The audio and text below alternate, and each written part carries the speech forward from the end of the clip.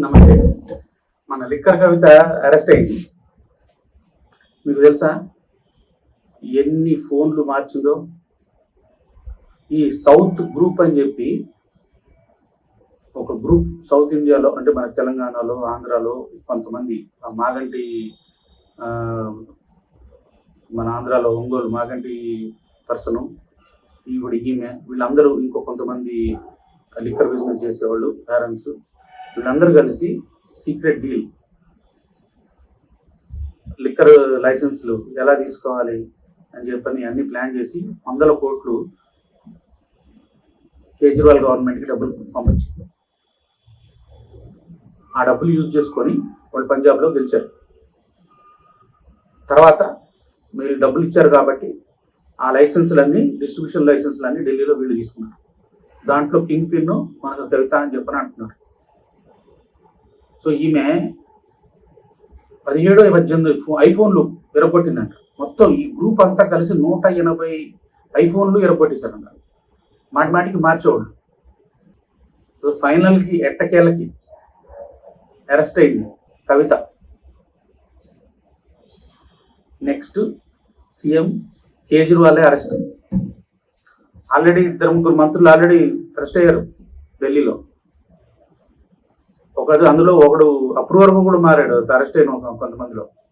ప్రజలు చాలా జాగ్రత్తగా ఉండాలి. తెలంగాణ ప్రజలకి అన్ని హోటల్స్ని వాటిని వీళ్ళని తెలంగాణ గవర్నమెంట్ రాగానే మందు బార్ల లాగా తయారు చేసి అందరికీ మందు పోసి తాగుబోతుల్ని తయారు చేసి ఆ డబ్బులన్నీ తీసుకొని మళ్ళీ ఆ ప్రోగ్రామ్ అని ఈ ప్రోగ్రామ్ అని చెప్పనుకుంటా మైనారిటీస్కి మొత్తం డబ్బులను దోచిపెట్టాడు.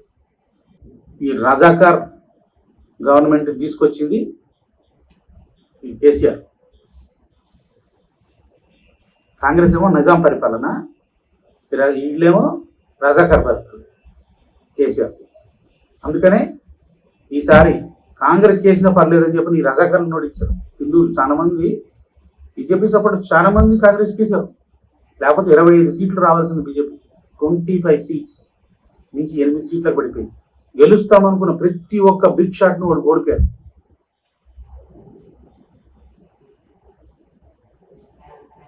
ఆ బండి సంజయ్ని పక్కన పెట్టేటప్పటికి వీళ్ళు విపరీతమైన నారేటివ్ క్రియేట్ చేసి పడేశారు ఈ Congress media plus BRS media. Bandi Sanjay అంటే నాకు చాలా ఇష్టం, కానీ మనం కింద సోల్జర్స్, పైన నేతృత్వం ఎవరున్నా కూడా మనం కాంప్రమైజ్ కాకూడదు. నేతృత్వాన్ని మనం సపోర్ట్ చేయాలి. బీజేపీకి మనం సపోర్ట్ చేయాలి. ఈ ఎలక్షన్స్లో 10 కంటే ఎక్కువ సీట్లు తెలంగాణలో తీసుకొచ్చి నెక్స్ట్ టైం కల్లా ఫుల్ మెజారిటీ తీసుకురావాలి బీజేపీ తెలంగాణలో. ఈసారి బీజేపీకి కనుక మేజర్ సీట్స్ 10 సీట్స్ కనుక ఈసారి బీజేపీ వస్తే 8 సీట్స్ గ్యారంటీ. ఈ 2 సీట్లు ఇంకా ఫైటింగ్ ఉంటుంది. ఆ 10 కనుక తీసుకురాగలిగితే ఈ గవర్నమెంట్ ఉండదు, ఈ కాంగ్రెస్ గవర్నమెంట్ ఓడిపోతుంది తెలంగాణలో. భూకంపం వచ్చినట్టు అవుతుంది నెక్స్ట్ 2024 ఎలక్షన్స్ తర్వాత. రామ జన్మభూమి ఎఫెక్ట్ ఎట్లా ఉంటుంది అంటే, హిందూ సాఫ్రాన్ సర్చ్, నా అంతకుముందు వీడియోలు చూడండి, నా పాత వీడియోలు కూడా అన్నీ చూడండి. వ్యూస్ కొన్ని తక్కువ ఉంటాయి, కొన్ని ఎక్కువ ఉంటాయి.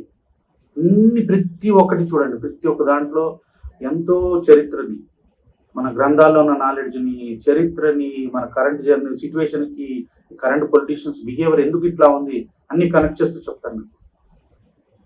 నా వంతు సాయం చేయాలని చెప్పని,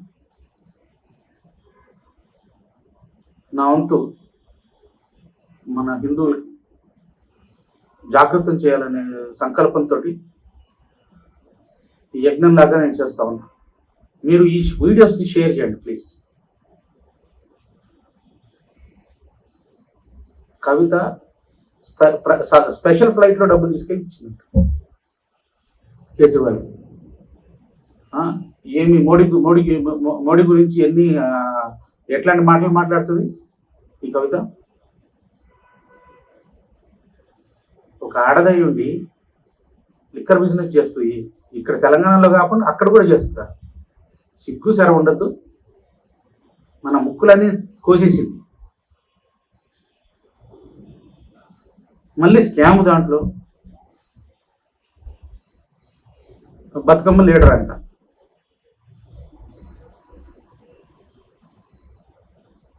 ఇంత సిగ్గుచేటు, మన తెలుగు జాతికే సిగ్గుచేటు. భూములన్నీ కబ్జాలు చేయటం, ఆ గండిపేట మొత్తం కబ్జా చేశారు. గండిపేట అవసరం లేదు, జీతు ఇప్పుడు తీసేస్తాం. ఈ హైదరాబాద్లో ఉండేవాళ్ళు రేపు సచ్చినా పర్లేదు, వీళ్ళకి ఏం అవసరం, మంచినీళ్ళు అవసరం లేదంట, కరీశ్వరం నుంచి తీసుకొస్తా